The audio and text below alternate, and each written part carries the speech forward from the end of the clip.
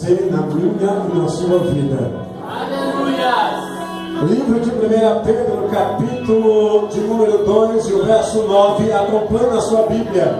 Diz assim a palavra de Deus: Vós, porém, sois raça eleita, sacerdócio real, nação santa, povo de propriedade exclusiva de Deus, a fim de proclamares a virtude daquele que vos chamou das trevas para a sua maravilhosa luz. Amém? Amém. Pode sentar em nome de Jesus.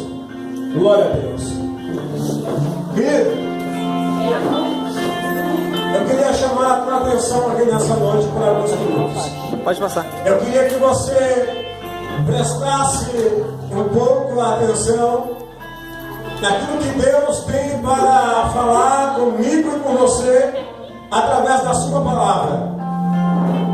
Quem sabe você passou um final de semana corrido, um domingo estressante, quem sabe,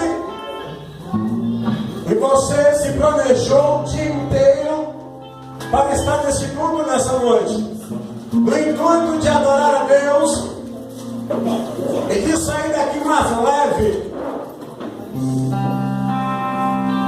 Eu tenho uma notícia de Deus para você nessa noite. A intenção de Deus é fazer com que você saia daqui hoje abençoado. Aleluia! A intenção de Deus é fazer com que você saia daqui hoje com a resposta que você veio buscar. A intenção de Deus é abençoar o seu povo, a sua casa, porque eu e você somos povo de propriedade exclusiva de Deus. Então, se somos dele, querido, se somos propriedade de Deus, não tenha dúvida que ele cuida da sua propriedade. Eu me alegro muito quando eu me deparo com essa passagem bíblica, Pedro dizendo que nós somos raça eleita. E eu entendo que quando Pedro escreve essa mensagem dizendo que somos raça eleita, lá nas epístolas de João, vamos ver que quando fala de eleita, Deus está falando de noiva. Quando a palavra vai falar de eleita, vai dizer aquela que foi separada para um casamento real.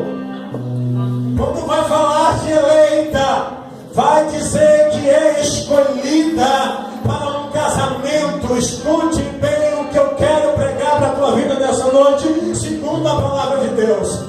Você não pode sair desse lugar da mesma forma que entrou, mas você tem que sair daqui hoje transformado, porque a palavra que está sendo pregada é a palavra de Deus. E quando Deus usa alguém para ministrar a sua palavra, não somos mais a mesma pessoa, mas somos nova criatura quando damos crédito na palavra de Deus. Glória a Deus. E eu quero imaginar, eu quero entrar dentro do texto bíblico e dizer que eu e você somos a noiva do Cordeiro, que estão nos preparando para um grande casamento nas mansões celestiais. Para quem não é crente, não entende, quem sabe diga como assim, nós somos noiva. A igreja de Deus, a igreja de Deus, escute, Deus não faz acepção de sexo, porque no céu não tem anjo nem anja, é tudo anjo. Então quando ele diz que é a noiva do Cordeiro, ele está se referindo à sua igreja. Então quando eu vejo o Pedro escrever aqui dizendo que somos raça eleita, Pedro está dizendo, somos a noiva preparada para o Cordeiro, e naquele grande dia acontecerá o casamento que ainda não aconteceu.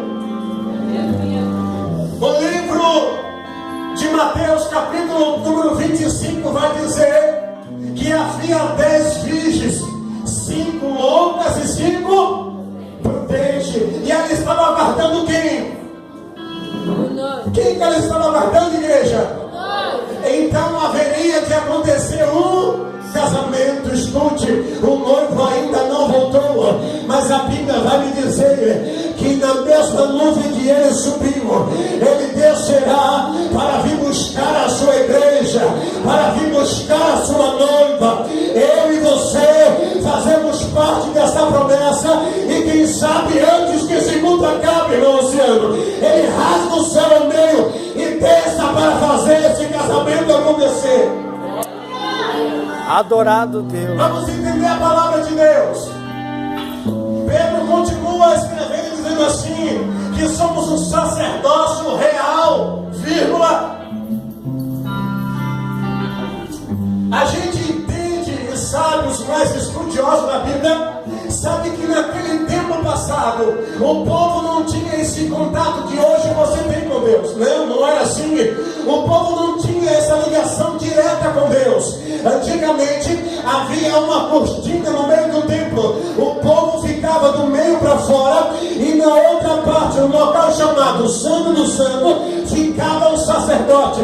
Só ele tinha contato com Deus. Só ele falava com Deus. Só ele tinha a visão de Deus. E depois ele passava isso ao povo. Então, quando eu entendo que Pedro escreve dizendo assim, que somos sacerdócio real, então isso quer dizer que hoje eu e você temos contato direto com Deus.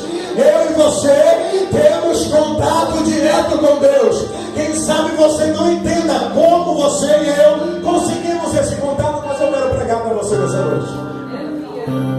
A Bíblia vai dizer, no livro de Mateus, continuando ainda, que quando o Mestre Jesus, ele é levado até a cruz do Calvário, e lá é pendurado, para morrer por mim e por você. A Bíblia diz que quando ele entrega o seu espírito a Deus, e Deus assim o recolhe, o véu do templo que havia separando o povo do sacerdote rasga-se do alto a baixo, se abrindo, tirou-se aquela separação que havia. Ou seja, Jesus se entregou na cruz do Calvário para que eu e você hoje fôssemos ou tivéssemos o acesso aonde o sacerdócio tinha, ou seja, contato direto com Deus. Ele quebrou toda a barreira, quebrou o protocolo, tirou a divisão que havia, para que hoje eu e você estivesse num culto como esse e tivesse um contato direto com Ele. Aleluia. Glória a Jesus. Mas sabe o que acontece? Ele tirou a divisão que havia, entregando o seu filho na cruz. Mas vocês entrando num culto como esse, e parece que a divisão continua no meio do templo. Parece que Deus só usa quem está com o microfone na mão. Parece que Deus só usa o levita. Parece que Deus só usa o pastor, o pregador. Não, querido. O acesso foi aberto. O acesso Deus deixou para eu e você. Conseguimos falar com Ele. Aí aonde você está, você pode tocar os céus com apenas uma boca. Você pode tocar os céus, porque Deus te trouxe a este lugar para dizer para você, filho, eu abri o acesso até você, e nessa noite eu vim te ouvir.